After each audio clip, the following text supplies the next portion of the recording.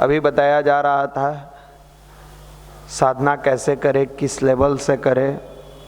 गुरुदेव की एक किताब है जिस प्राण की बात हो रही थी, साधना में प्राण आ जाए तो कमाल हो जाए। कभी मौका मिले तो उसको ज़रूर पढ़िएगा। पतली सी पुस्तक है, साधना में प्राण आ जाए तो पता नहीं अब यहाँ होगा कि नहीं होगा, ही नीचे स्टॉल पर होगा ही। आप ज़रूर उसको एक बार पढ़िएगा।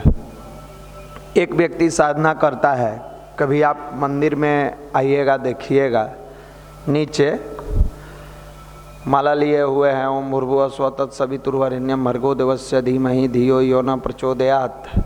तब तक कोई आया उनका, और सब बढ़िया है ना भाई, माफ़ करिएगा, ये भी देखने को मिलता है। हाँ, कल गए थे वहाँ, अब माला रुकल है। कल गए थे, उनसे बात हुआ था, तो वो कहेंगे अच्छा आते हैं तनी पीछे प्रणाम करके यज्ञशाला को। हाँ जाइए ना, तो भूर्भुवः स्वः तत्सवितुर्वरेण्यं भर्गो देवस्य धीमहि, होने से वो प्रणाम उनाम करके आए। अभी 10-20 को आगे बढ़ा हुआ है। हाँ देखिए ना, फिर डेट दे दिया है। भाई साधना में प्राण आ जाए। प्राण मतलब जब शरीर में प्राण आता है तो आदमी बचपन से पढ़ते आया है सजीव और निर्जीव, पढ़े हैं ना। जब तक प्राण है, सजीव है, प्राण निकल गया, किसी काम के नहीं है। साधना कर रहे हैं और निर्जीव टाइप से कर रहे हैं, वो किसी काम का नहीं, आप टाइम पास कर रहे हैं। दूसरा, साधना कर रहे हैं और उसमें प्राण है। प्राण मतलब भाव है, इमोशंस है। पूरी तन्मयता के साथ, पूरे भाव के साथ, पूरे इमोशंस के साथ बैठ के ध्यान कर रहे हैं। और ये भाव है कि हे मालिक, ना मैं रहूं ना मेरी आरजू रहे, बस आप रहें, आपकी आरजू रहे। और क्या बैंक, क्या रेलवे, क्या एसएससी, क्या मेडिकल, क्या इंजीनियरिंग, कुछ नहीं। बस अभी आपके और आपका इष्ट के बीच में कोई नहीं। ऐसा नहीं कि घर पर पिताजी क्या कर रहे हैं, माताजी क्या कर रही होंगी, जिसको नंबर दिए थे उसका गुड मॉर्निंग नहीं आया। बहुत तरह के न लीला है यहाँ, 100 तरह की बातों में उलझे हुए हैं। नहीं, जब उस समय बैठिए, कोई नहीं, आपके अलावा आपके इष्ट और कोई नहीं। अब भाई लोग कहते हैं भैया चाहते तो हैं लेकिन मन भटकता है, भागता है, लगता नहीं है, टिकता नहीं है। अरे भाई टिक जाएगा तो एक के दिन में ना विवेकानंद हो जाइएगा। इसी को तो अभ्यास कहा जाता है। एक दिन में टिक जाए तब क्या पूछना है, लगाना पड़ता है। आप में से पढ़े लिखे विज्ञान के युग के प्रबुद्ध वर्ग के जुड़े हुए शिक्षित युवा लोग बैठे हुए हैं। एक के दिन में कहा नहीं आप IITian बन जा रहे हैं, इतना पढ़ने का क्या जरूरत है। एक गो फिजिक्स वाले टीचर के यहाँ 1.5 साल 2 साल, एक गो मैथ वाले टीचर के यहाँ नहीं हुआ 2 साल में, तो फिर वो है फिजिक्स, फिर वो है मैथ, फिर वही केमिस्ट्री। उस समय काहे नहीं करते हैं, अरे एक के दिन में हो जाते, डॉक्टर बन जाते हैं, अगला दिन या कैंची लेके चीर फाड़ शुरू कर देते। आपसे आपके पास कोई जाता है? हर चीज़ प्रैक्टिस करने पर होगा। और नहीं तो कुछ भाई लोग रनिंग करते हैं, दौड़ते हैं, 6 मिनट में 1600 मीटर या 5 मिनट 40 सेकेंड में प्रैक्टिस करते हैं कि 5 मिनट 40 सेकेंड में 1600 मीटर हो। उनसे पूछिए कि भैया एक दिन में आपका 5 मिनट 40 सेकेंड में 1600 मीटर हुआ? नहीं। गर्मी, जाड़ा, बरसात, सुबह सुबह उठ के स्टेडियम में, सड़क पर जहां उनका दौड़ने का जगह था। गांव में देखिएगा कि आप अभी सोए रहते हैं, तब तक गांव का जो लड़का है वो बांध पर 3-4 चक्कर मार के चला आया। प्रैक्टिस है। कई भाई इसमें बॉडी बनाने के शौकीन हैं, वो जिम ज्वाइन करते हैं। अब जाके वहाँ कहिए भैया जिम गए थे, बॉडी नहीं बना। काहे गए थे? एक एक चीज रोज उठाने के लिए कहता था, 1 महीना उठा के छोड़ दिए। ऐसा नहीं है। किसी भी चीज में जब आप प्रैक्टिस करिएगा, आप लोग फेसबुक पर दिन भर लगे रहते हैं महाराज, दिन भर फेसबुक पर रील्स देखते हैं। रियल भले कुछ हो चाहे नहीं, रील्स जरूर देखते हैं, दिन रात लगे रहते हैं। आप उसमें से देखिएगा, अभी सबसे ज़्यादा वीडियो वायरल हुआ था, अनुपम खेर एक लड़की से बात कर रहा है और वो फराटेदार अंग्रेजी में बात कर रही है। देखे थे कि नहीं आप लोग? कहिए वो सब हम लोग देखते ही नहीं है, उसके ऊपर के आत्मा है। अब उसका वर्णन लाइव में हम कर नहीं सकते हैं, लेकिन वो बात कर रही है फराटेदार। क्या है? प्रैक्टिस का चीज है। वो कह रही है कि हम चाहते हैं पढ़ना, लेकिन हम गरीब हैं। तो वो पूछते हैं कि आपके कहीं काम क्यों नहीं ज्वाइन कर ले रही हैं?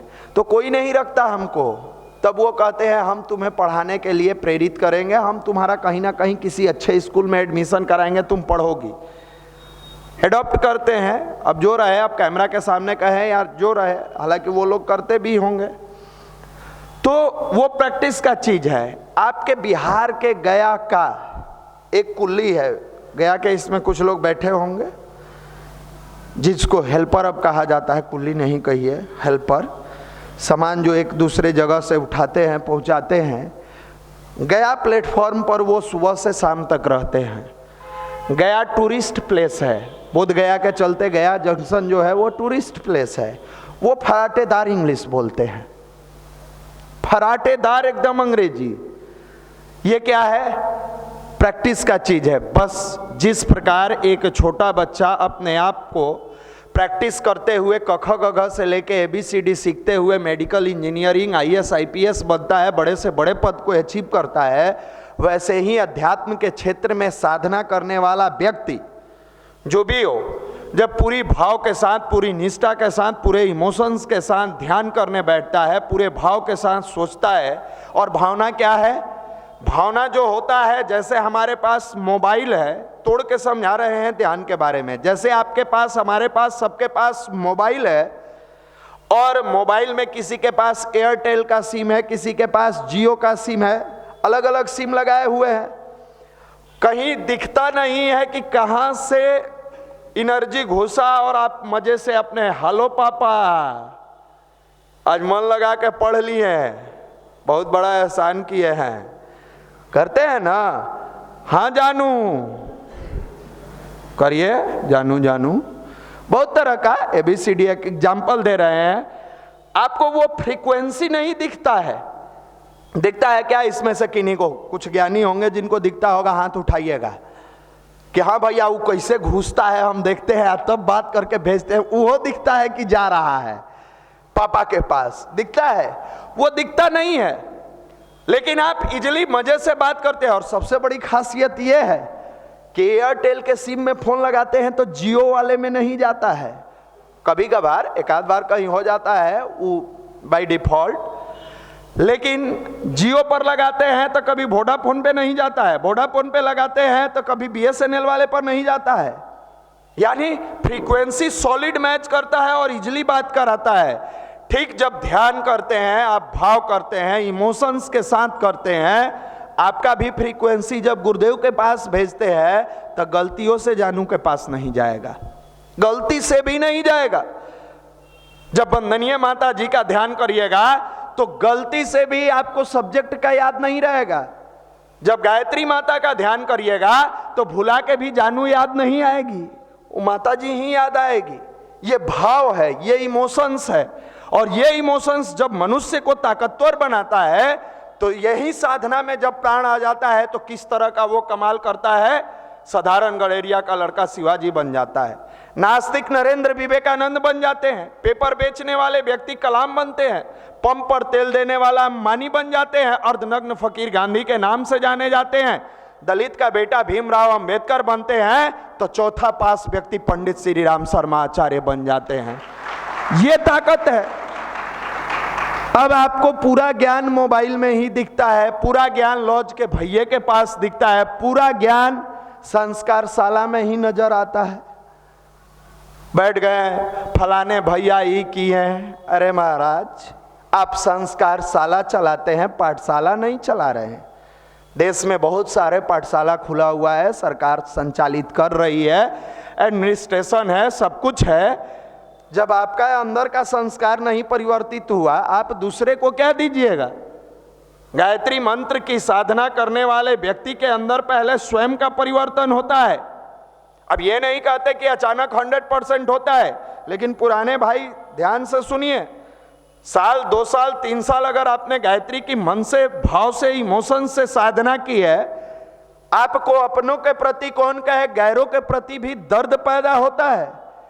हमारे पता नहीं कौन सा लोग गायत्री जप लेते हैं कि अपनों के प्रति नफरत पैदा होने लगता है, अपनों के प्रति दर्द रह ही नहीं जाता है। वो भैया ऐसे कैसे कर दी है, बड़ा बेवकूफ आदमी है महाराज। वो भैया क्या किए नहीं किए, आपके अंदर अगर थोड़ी सी भी इमोशंस होता, भाव होता, गायत्री परिवार में आए हैं, किस भाव से आए हैं, किस इमोशंस के से आए हैं, ये दर्द होता, तो आप भैया के पीछे नहीं भावना के पीछे भागते कि हमारी भावना शानदार हो। लघुता से प्रभुता मिले, प्रभुता से प्रभु दूरी, चिट्टी शक्कर ले चले हाथी के सिर धोरी। लघुता मतलब विनम्रता, शालीनता, व्यवहार कुशलता। लघुता से प्रभुता मिले, शालीन बनने वाले व्यक्ति के जीवन में हमेशा खुशहाली रहता है, ईश्वर का दर्शन करता है, परमात्मा का दर्शन। परमात्मा का दर्शन का मतलब उसके आंख के सामने आकर भगवान शिव जी खड़े हो जाएंगे, नहीं। ईश्वर का दर्शन का मतलब वो हमेशा मस्त होकर जीता है, अपने कार्यों को शानदार तरीके से करता है, अपनी पढ़ाई को, अपने सिस्टम को, अपने जीवन को, अपनी जीवनचर्या को वो बेहतरीन करता चला जाता है। प्रभुता से प्रभु दूरी, अहंकार जब मनुष्य के जीवन में आता है सब लोग दूर होते चले जाते हैं। आज आपका मित्र दूर होगा, परिवार दूर होगा, धीरे धीरे धीरे धीरे धीरे सारे लोग दूर हो जाएंगे। चिट्टी शक्कर ले चले, वैसे जैसे छोटी सी चिट्टी जब भी चलती है, देखिए उसके मुंह में गुड़ रहेगा, चीनी रहेगा, कुछ अच्छे चीजों को लेके वो घूमती है। हाथी के सिर धोरी, हाथी को अहंकार है, हम बहुत विशालकाय हैं, हम बहुत ज्ञानी हैं। वो हाथी देखिएगा रास्ते चलते धूल फेंकते चलता है, डाल नोचते चलता है। मेरे मित्र, गायत्री की साधना इंसान को विनम्र बनाती है। गायत्री मंत्र जपने वाले व्यक्ति के जीवन में इमोशंस पैदा होता है। आईक्यू आज के युवाओं को चाहिए, बिल्कुल चाहिए। टेक्नोलॉजी का युग है, पढ़ाई करने वाला विद्यार्थी है, आईक्यू मतलब इंटेलिजेंसी क्वालिटी इसको मिलनी चाहिए। लेकिन आईक्यू केवल लेकर ये कुछ नहीं करेगा। आईक्यू से पहले अगर इसके अंदर ईक्यू आ जाए, इमोशनल क्वालिटी आ जाए, तो ये अपने लिए, परिवार के लिए, समाज के लिए, राष्ट्र के लिए एक ऐसा युवा बनकर आता है कि पूरी दुनिया मुस्कुरा कर कहती है, अरे बेटा हो तो फलाने के बेटा जैसा, बेटा हो तो उसके बेटा जैसा। लोग नाम लेता है, हम आप गांव में जाते हैं, लोग गाली देता है, हे पटना रहता है, बाप के धन खाली खाता है। देखते नहीं है उठता है कितना देर से, देखते नहीं है जगता है कितने बजे।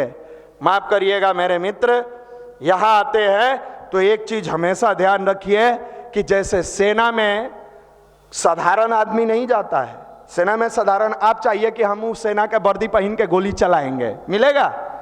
नहीं मिलेगा। उसकी एक प्रक्रिया होती है और उसमें खास लोगों को सेलेक्ट करके रनिंग करा के फिजिकल निकालता है, रिटेल लेके सरकार चुनने के बाद ट्रेनिंग करके वर्दी देती है और तब वो खास बंदा देखने में खास लगता है।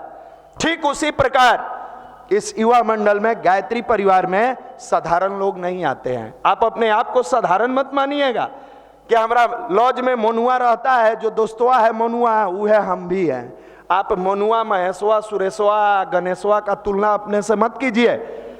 वहां सरकार सेलेक्ट करके सेना में भर्ती कराती है, यहाँ सुपर सरकार जब आमंत्रण भेजते हैं तब आप आकर युवा मंडल में बैठते हो। ऐसे आप युवा मंडल में नहीं आते हो, आप भ्रम के शिकार हो। दूसरी बात, सरकार के सेना में ज्वाइन कर लिए आप सोचिएगा आप भागते हैं, बीच में युद्ध लग गया है, क्या होगा? बोलिए, ज्ञानी इतने लोग बैठे हैं, कुछ तो ज्ञान हमको भी दीजिए, क्या होगा? बीच समय में ना अब हमारा मन नहीं, हम छठ देखने जाएंगे, हमार चाचा मुखिया में खड़ा है, हम जाएंगे, नहीं रहेंगे सेना में। हमार चाचियों जिला परिषद बनेगी, जाएंगे, क्या होगा? बोलिए, सेना निष्कासित कर देगी। और युद्ध के समय जाइएगा तो कई बार बॉर्डर फिल्म देखे हैं, बोलते नहीं है आप लोग, बाहर तो बड़ा चहकते रहते हैं जी, संदेश आते हैं, जाते हैं, तड़पाते हैं, गाना सुने हैं ना फिल्म का। क्या होता है जब जाने लगता है, कौन दास तो नाम है उसका, भुला रहे हैं, कोई नाम है, वो भागने का काम जब शुरू करता है तो सनी देओल उसको समझाता है कि जब तक मेरी खोपड़ी गर्म हो जाए उसके पहले तू या तो चला जा चुपचाप, क्योंकि तेरे इस भाव से लोगों का मनोबल टूटेगा और कहीं हम तुमको देशद्रोही घोषित करके मार न दे। चलिए, वहाँ तो वर्दी दिया हुआ सरकार का है। कई भाई, पुराने भाई खास करके ध्यान से सुनेंगे, यहाँ आते हैं, जुड़ते हैं, हम तो 4 साल से जा रहे हैं, अब क्या जाना है, हम सब जानते हैं। मनीष भैया के भी जानते हैं, गुरु जी के भी जानते हैं, गायत्री माता के, सबके जान जाते हैं। मेरे मित्र, संतान के अभागेपन का दिन जब आने लगता है तो वो माँ बाप के गोद से उतर जाता है। याद रखिएगा इस बात को। जब जीवन में कष्ट का समय आता है तो वो अपने माँ बाप के गोद से उतर जाता है, चाहे कोई भी व्यक्ति हो। और जब सौभाग्य का समय रहता है, पिता के गोद में बैठ के बच्चा इतना मुस्कुराता है, माँ के गोद में बैठ के बच्चा इतना खुशहाल रहता है। कभी आप अकेला में बैठ के इमेजिन करना कि परम पिता के गोद में बैठने वाला बच्चा कितना खुशहाल रहता होगा। और इस पिता के गोद से अगर उतर के भागते हो, आपके दुर्दिन के दिन नजदीक आने वाले हैं। हो सकता है थोड़ा समय लगेगा, थोड़ा टाइम लगेगा, लेकिन अध्यात्म से दूरी, परमात्मा से दूरी इंसान को वैसे ही हैवानियत के तरफ ले जाता है जैसे महापंडित कहे जाने वाले रावण का दुर्दिन आया। और वो रावण सत्य के रास्ते को छोड़ के महापंडित कहा जाने वाला रावण, और दुर्दिन का दिन आया तो परमात्मा से दूरी बना लिया। कौन? राम, बनवासी जिसके पैर में चप्पल नहीं है, वो बंदर को लेके आया है और लंका पर विजय प्राप्त करेगा। कौन? युवा मंडल, वही जो दरी पर बैठा के और युवाओं को सुनाया जाता है। क्या हो जाएगा उससे? ये दुर्दिन का दिन है। कोई नहीं जानता है ईश्वर किस भाव से, किस रूप में, किस तरीके से, किसको माध्यम बना के और किसको किस रूप में यहां बुलाए हैं। आप मानवीय बुद्धि लगा दो। पिता तो हमेशा चाहता है अपने बच्चे को कि हम रसगुल्ला खिलाएं, लेकिन बेटा जब लेमन जूस या टॉफी की दुकान को सजा हुआ देखता है, बार बार अपने पिता का हाथ छोड़ा के भाग के उस टॉफी को खाने का प्रयास करता है। पापा मुझे वही टॉफी दिला दीजिए, रसमलाई नहीं खाएंगे, रसगुल्ला नहीं खाएंगे। लेकिन बाप कहता है, अरे बेटा क्यों उछल कूद कर रहे हो, आवे न, चल साथ, तुमको रसमलाई खिलाएंगे। नहीं नहीं, हमको टॉफी खिला दीजिए, टॉफी खिला दीजिए। तो आपकी भावना वैसे ही है। ईश्वर तो आपको बड़ा देना चाहता है। परमात्मा, परम पूज्य गुरुदेव, परम वंदनीय माता जी, मां गायत्री आपको चिंतन, चरित्र, व्यवहार को मजबूत करते हुए आपकी जीवन शैली को, आपके कैरियर को शानदार बनाना चाहते हैं। लेकिन दुर्भाग्य है आप बार बार हाथ छोड़ के भाग रहे हो। तनी मुखिया का चुनाव में चले जाएं, आप भागते हो। तनी मैच देख लेते हैं, आज न्यूजीलैंड से है, चलेंगे अगला संडे के देख लेते हैं। पढ़ाई के समय वो भी एक अध्यात्म है। आप सेल्फ स्टडी जो करते हो, अगर आप अध्यात्म से परिपूर्ण युवा नहीं हो, आपकी सेल्फ स्टडी अच्छी नहीं होगी। आप मेडिटेशन पूरे भाव से जब करते हो तो वो आपको अंदर से एनर्जेटिक बनाता है, और जब आप एनर्जेटिक बनते हो, आप पढ़ाई करने बैठते हो तो उसमें भी मजा आता है। और जब तक आप एनर्जेटिक नहीं हो, पढ़ने बैठते हो, दिन काटते हो, टाइम पास करते हो, आपका मन नहीं लगता है। तो मेरे मित्र, जब परमात्मा द्वारा किसी भी व्यक्ति का चुनाव किया गया है यहाँ, वो अपनी बुद्धि न लगाए, बस ये सोचे कि आज से बेहतर कल हम कैसे बने। कई भाई हमारे आके कहते हैं, भैया पढ़ने में मन नहीं लगता है। दुनिया में कोई ऐसा व्यक्ति नहीं है जिसका पढ़ने में मन लगता हो, कोई ऐसा व्यक्ति। अब एक आध गो 10-20 लाख में आदमी होगा तो वो भाई अपवाद है। मन लगाना पड़ता है, मन लगता नहीं है। मन को क्या करना पड़ता है? लगाना पड़ता है। इस मन को जब स्वतंत्र छोड़िएगा, आप बाइक खरीदते हो, साइकिल खरीदते हो, गाड़ी खरीदते हो, ड्राइवर का है कि हम स्वतंत्र छोड़ देंगे गाड़ी को, एक्सीडेंट होगा। जब ड्राइवर अपने कंट्रोल में गाड़ी को रखेगा, मंजिल पर भी पहुंचेगा और गाड़ी का मजा भी लेगा। ये शरीर क्या है? गाड़ी है। ये मन क्या है? ड्राइवर है। मन को, ये ड्राइवर अगर इस शरीर को कंट्रोल करके चलाएगा तो हमारे यहाँ साधारण परिवार से आने वाला युवा जो पटना में खर्च तक वियर नहीं कर रहा था, उसका परिवार पेपर बेचने का काम शुरू किया और आज के डेट में सेंट्रल बैंक में ब्रांच मैनेजर है।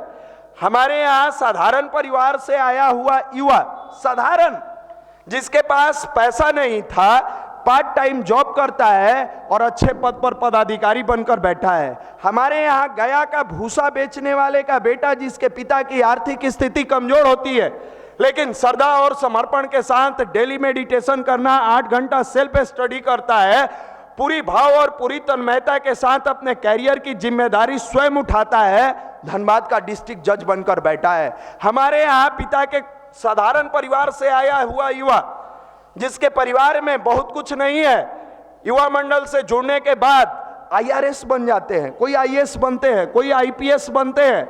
मेरे मित्र, ये क्या होता है, वो जब कॉस्मिक एनर्जी मेडिटेशन के समय वो परमात्मा का वो सूर्य, जिसके ध्यान के बारे में कहा जाता है सबसे बड़ा दुनिया में सोर्स ऑफ लाइट कौन है, सबसे बड़ा सोर्स ऑफ लाइट क्या है, क्या है, वो सन, वो सूर्य। और पूरी भाव से जब आप ध्यान करते हो इमोशंस के साथ, तो वो कॉस्मिक एनर्जी आपके मस्तिष्क के सहारे आपकी पूरी बॉडी को एनर्जेटिक बनाता है, और वो आपके मस्तिष्क को इतना शानदार बनाता है कि आपकी गेनिंग कैपेसिटी बढ़ जाती है, आपकी रिकॉलिंग पावर बढ़ जाती है, आपकी वर्क एफिशिएंसी बढ़ जाती है, आपके वाणी में ओज और ललाट पर तेज आने लगता है।